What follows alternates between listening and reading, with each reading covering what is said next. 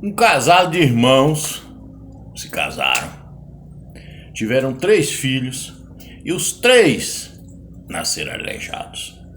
Os 3 filhos do casal de irmão, todos nasceram, cada um com uma deficiência diferente. Pois aí está o caso que eu vou contar para vocês hoje. Um caso assim meio enigmático mesmo, um caso até pesado, que é um caso assim tenebroso, mas é um caso verdadeiro. Um caso que aconteceu de 2 irmãos, né? Que se casaram, um casal, né? Uma moça e um rapaz que eram irmãos se casaram. Por que que isso aconteceu? Porque alguém lá atrás cometeu um erro gravíssimo, um pecado gravíssimo. E quando se viu a viola em caco, não teve coragem de revelar o segredo para não ser prejudicado, e aí a tragédia aconteceu. Como se diz, os inocentes pagam pelos pecadores. Eu não tenho sabedoria para entender isso e não consigo aceitar, devido à falta de conhecimentos teológicos que eu tenho. Não falta de fé, que fé eu tenho muito. Mas Deus sabe de todas as coisas. E se Deus disse que os inocentes pagarão pelos pecadores, assim será, assim é o certo e assim será sempre feito. Por isso eu quero que você assunta bem esse caos, você vê o tamanho da traição, o tamanho do pecado, o tamanho do erro. Não dos 2 principais personagens, que eles também erraram, mas induzido, proibido por outros. Então o erro acabou sendo não só de 2, mas de um grupo de pessoas. Pois bem, deixa eu tomar minha Coca-Cola do dia a dia aqui. Eu amo Coca-Cola. Tanto pinga que eu já bebi na vida, hoje só bebo Coca-Cola. Talvez não seja muito saudável, mas menos mal que a pinga eu tenho certeza. Pois bem, eu não vou dizer o nome exato da cidade. Nessa época não era nem cidade, era um patrimôniozinho, uma currutelazinha aqui em Goiás. E lá, uma moça, filha de um fazendeiro, começou um namoro com um rapaz de uma família mais pobre. E o rapaz era de família mais pobre, mas o rapaz era assim meio namorador, meio danado. E os pais da moça não aceitou de jeito nenhum. Proibiu, mas proibiu de vez mesmo o namoro. Foi lá, conversou com os pais do rapaz. Como eu falei para vocês, eu não vou dar o nome da cidade nem o nome dos personagens, porque lá nessa cidade, que hoje é uma cidade grande, inclusive eu conheço lá, já fui lá, as pessoas mais velhas dessa cidade, né, até os mais jovens, diz que lá no museu dessa cidade tem até uma carta, relato de um padre que fala sobre essa história. Pois bem, aí proibiram o namoro. Proibiu, tá proibido, não tem conversa. Teve que acabar mesmo. Os pais da moça não aceitou, eles eram mais ricos, uns fazendeiros assim, mais reforçados.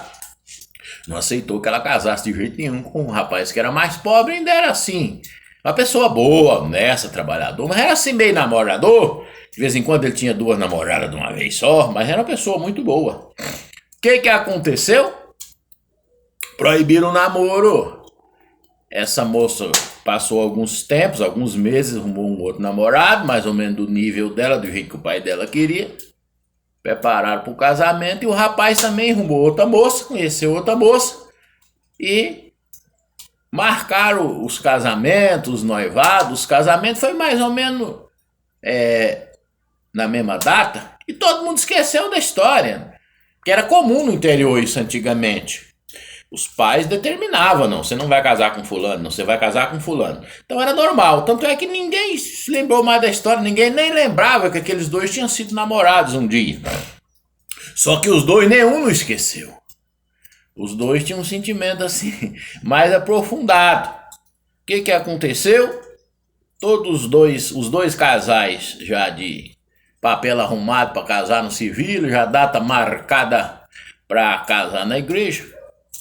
Como eu falei para você, a moça era filha de um fazendeiro mais rico, ele tinha fazenda e tudo, e tinha uma boa casa na cidade, onde essa moça ficava durante a semana, porque ela estudava.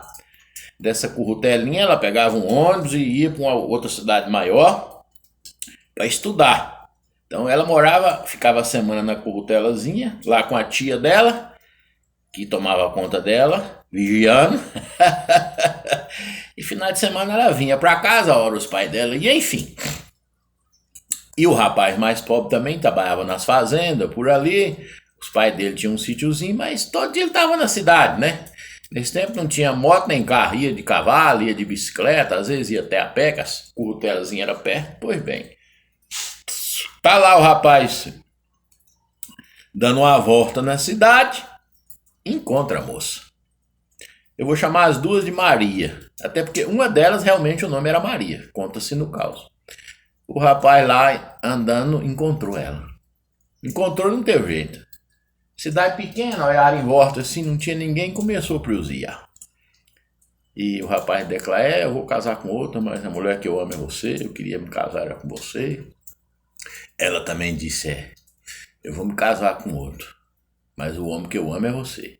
Até já me deitei com outro, mas não senti prazer, não senti vontade, eu não sou mais moça virgem, já me deitei com ele, mas me deitei com ele para ver se realmente eu passava a gostar de verdade e tudo, mas não.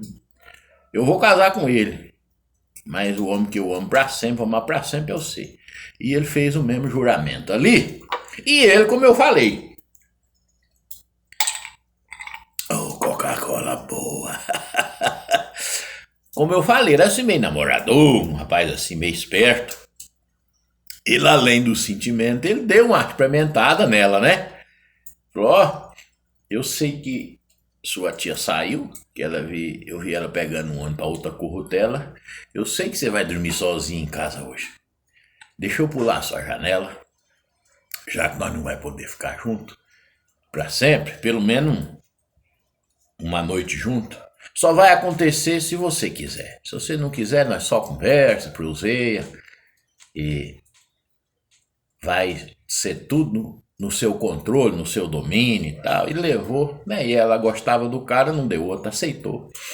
Combinaram lá um horário, né? Mais tarde, um pouquinho da noite, ele bate na janela. Nesse tempo os murinhos da casa eram baixinhos, assim, tinha os murinhos baixinhos, às vezes tinha uma gradinha em cima, às vezes era só o murinho, né? Ele só chegou, deu o pulo, bateu na janela, ela abriu, e eles passaram a noite mais feliz da vida deles. Namoraram, namoraram, namoraram, namoraram. Fizeram de tudo que tinha direito e mais um pouco. De madrugada, antes do dia clarear, se despediram. Fizeram juras de amor, mas também fizeram juras de nunca mais se ver, nunca mais se encontrar e nunca mais repetir aquilo, porque ele sabia que não podia. Isso tinha sido proibido, sabia que não podia. Se acontecesse, desconfiasse, cidade pequena, o nome dos dois, né, e das famílias naquele tempo, vamos dizer, ia tudo pro buraco. Então eles fizeram juramento e nunca mais se encontraram. Na verdade, nem olhar um pro outro, eles não olhavam. Ela casou, ele também casou. O que aconteceu? Logo, os dois tiveram filhos. Só que essa moça, a filha do fazendeiro, só teve um filho. Passou-se 20 anos e ela só um filho, não teve mais filho. E ele, com a outra mulher, o rapaz mais pobre, teve 2 ou 3 filhos. Parece que uma filha também. Mas o que acontece? Por isso que tem aquele ditado: os inocentes pagam pelos pecadores. O tempo foi passando, ninguém lembrou mais que ele namorava e tudo, mas a moça, a filha do fazendeiro, a Maria, sabia muito bem que aquele filho, aquele rapaz, era filho do homem que ela amava, do José, vamos dizer assim, não era filho do marido dela, porque A noite que ela se deitou com ele, ela estava nos dias férteis, né? A deitada que ela tinha dado antes com o atual marido não foi uma deitada assim muito caprichada, não fizeram, vamos se dizer, o serviço bem feito, nada, né? E porque também ela não conseguiu ter filho com ele, ou seja, ele era infértil, não é mesmo? Então ela sabia. O homem, o outro rapaz, certamente desconfiava, mas esqueceu daquilo, passou, né? Como era cidade pequena, de vez em quando se via. Diz que quando ele batia os olhos no rapaz, ele sentia assim, parece que uma certa afeição e tal, mas lá, isso é bobagem, isso é coisa da minha cabeça. E passou. Pois bem, o que acontece é que esse rapaz começou a namorar a filha mais velha do outro, ou seja, os dois irmãos, um casal de irmãos, começou a namorar, deram muito certo. E as famílias ainda diziam, acabou aquele tempo de proibir, agora eles se amam, a gente vai deixar eles namorar e vai deixar casar. Só que a mãe, né, do rapaz sabia que os dois eram irmãos. E o pai do rapaz tinha uma certa desconfiança. Como o relacionamento ficou mais estreitado, né, frequentando o rapaz a casa dele, aquele negócio, indo nas missas junto. De vez em quando ele dava uma espiada pro rapaz assim, parece que ele se via naquele rapaz, mas ninguém podia abrir a boca. Aí foi passando-se os dias, o casamento foi chegando perto, tava tudo conversado, tinha marcado até a festa de noivado. Aí meu fogo acabou apagando aqui, só. Eu jogava lenha nele aqui pra ele ribar, né? Porque senão fica sem graça com o fogo apagado. Pois bem, aí a Maria, mãe do rapaz, um encontro igual aquele de 20 e tantos anos atrás, aconteceu com os dois. Ela chamou ele e disse, ó, deixa eu lhe dizer, esse casamento não poderia acontecer, porque o rapaz é seu filho. Então, se os dois casar, vai ser dois irmãos. Aquele dia que eu deitei com você, eu estava no período fértil. Eu tenho certeza que a deitada que eu dei com meu marido antes de você não foi uma deitada completa, embora eu perdi a virgindade, mas não foi uma deitada completa. O filho não é dele. Segundo, ele não faz filho, ele é infértil. Aquele filho é só esse porque é o seu. Depois que eu deitei com você, eu segurei e só deitei com ele uns 30 dias depois que nós já tinha casado, mas ele não desconfiou e ficou por isso. Mas o rapaz é seu filho, então ele não pode casar com a Sofia. Eu vim te procurar para ver o que é que nós vai fazer. Qual é a sua ideia? O homem ficou sem saída. Como é que faz? Como é que não faz? Como é que faz? Como é que não faz? Ele preferiu dizer para ela, não, eu não acredito. É conversa sua, eu não acredito que ele é meu filho. Não, isso é mentira sua, isso é coisa da sua cabeça, ele não é meu filho. E nem se fosse, ninguém podia saber disso, porque ia destruir as nossas famílias, as nossas moralidades. Então, vai ficar do tamanho que tá, seja o que Deus quiser. E isso não pode ser descoberto. Quer dizer, os dois já tinham cometido um erro grave e partiu para o segundo. O casal de irmãos se casou. O primeiro filho nasceu um homem, já nasceu aleijado. Nesse tempo não tinha como estudar as doenças, né? Nasceu aquele menino com a cabeça grande, assim, meio aéreo, com os dentes meio montuados, assim, né? Bem, como dizia naquele tempo, hoje é uma linguagem até que não é usada, assim, meio tantanzado, coitado. Nasceu desse jeito, né? Foi muito bem criado, foi muito amado, mas não era uma pessoa normal. Veio o segundo. O segundo nasceu um menino espigadinho, bonitinho, tudo. Caminhava normal, andava normal, mas a mente dele não desenvolveu. Ele foi crescendo e com mente de menino, que hoje se chama, né? Um nome aí que até me esqueci no momento, né? Uma doença aí que tá muito comentada. Hoje até tem leis que protegem eles. Aí autista, não é isso? Mais ou menos nesse rumo.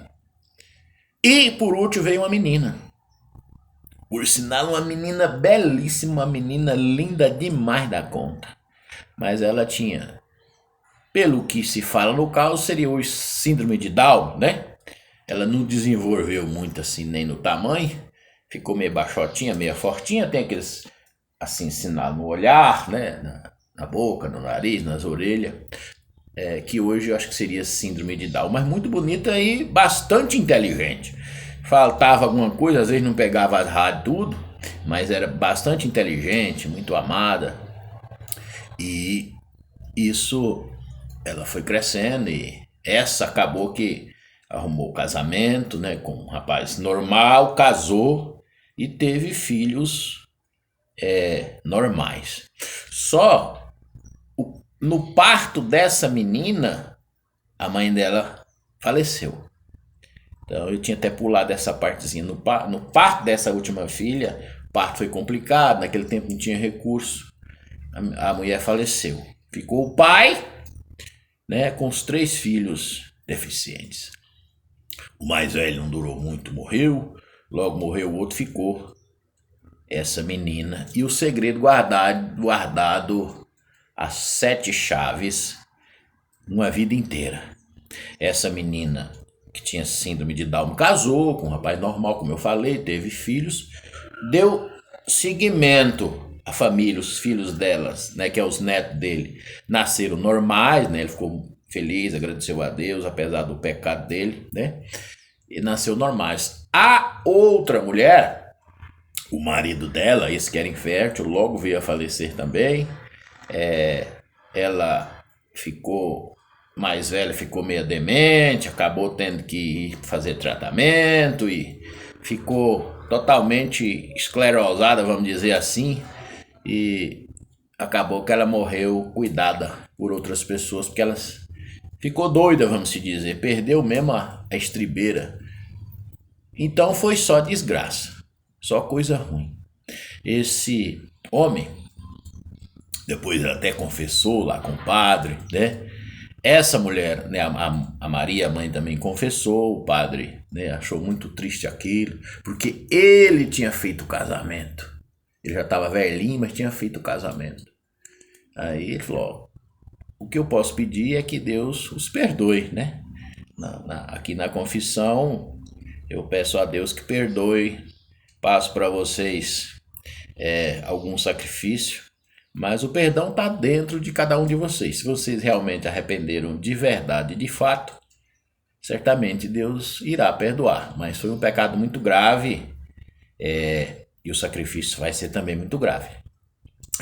Essa parte não foi falada, não foi explicada do sacrifício lá do padre, né? Passou para eles. Mas enfim, o que acontece? Essa menina era muito querida, muito amada, apesar dela, né, ter essa síndrome aí, não sei, mas ela cresceu normal, até conseguiu estudar.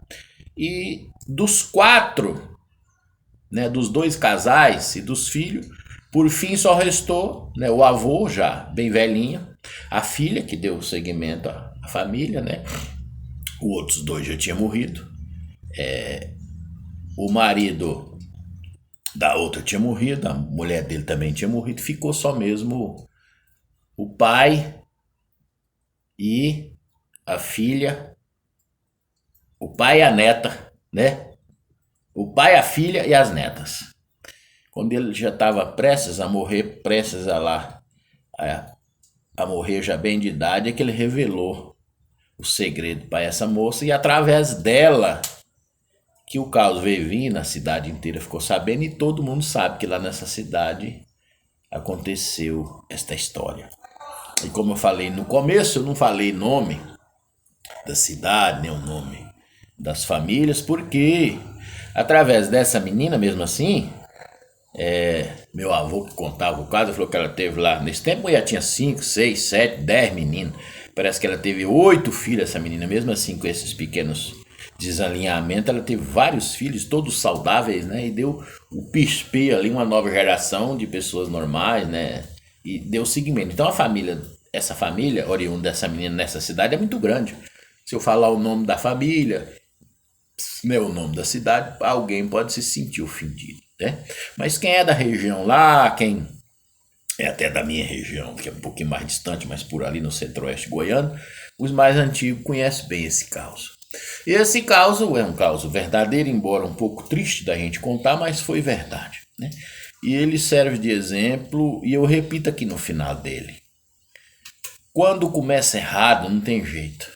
Como dizia meu próprio avô, o que começa errado não vai dar certo. Não tem jeito. Então, os inocentes acabou pagando aí pelos pecadores, né? Foi um desastre aí familiar, tanto para um lado quanto para o outro, né? Essa menina oriunda do fruto aí do pecado, mais grave ainda, né? Foi abençoada e deu seguimento a uma família normal, mas a história foi bastante tenebrosa, né mesmo? Se você achou interessante o caos aí dos dois irmãos que não sabiam se casaram e os filhos nasceram aleijados, você espalha aí para seus parentes, para seus amigos, e assim a cultura do caos caipira vai rompendo aí Brasil lá fora. Ora galopeando, ora troteando, mas vai rompendo. Para não morrer a tradição, né? Da gente sentar assim, ó, ao pé do fogo e contar uns caos. Eu faço com muito prazer, dentro aí das minhas limitações, mas eu gosto de contar um caos. Minha família era toda contadora de caos, contadora de histórias, né? Até porque naquele tempo na minha região e na maioria da região do Brasil, era tudo através dos contos, das histórias, dos causos. Não tinha jornal, não tinha televisão, não tinha rádio, não tinha telefone, né? Raramente uma casa tinha um rádio. Na minha, por exemplo, e nos meus vizinhos, nos meus parentes, nem rádio tinha. Então tudo era mesmo através do caos. Então o caos, ele vem rodando aí, esse caos aí vem rodando aí há muito mais de, acredito eu, muito mais de 150 anos, 200 anos atrás que isso aconteceu. Então no decorrer do acontecimento, alguém tirou alguma coisa, colocou, alguém aumentou, alguém diminuiu, alguém esqueceu algum detalhe, mas a espinha dorsal do caso é essa mesmo aí, o segmento é exatamente esse. Muito obrigado, espalhe aí com seus parentes, com seus amigos, comenta aqui embaixo se você gostou. Se você gostou do caos, se você gostou da história, você pode criticar, você pode elogiar, você pode sugerir. Estamos aí para ouvir a opinião de vocês que gostam de caos. Obrigado!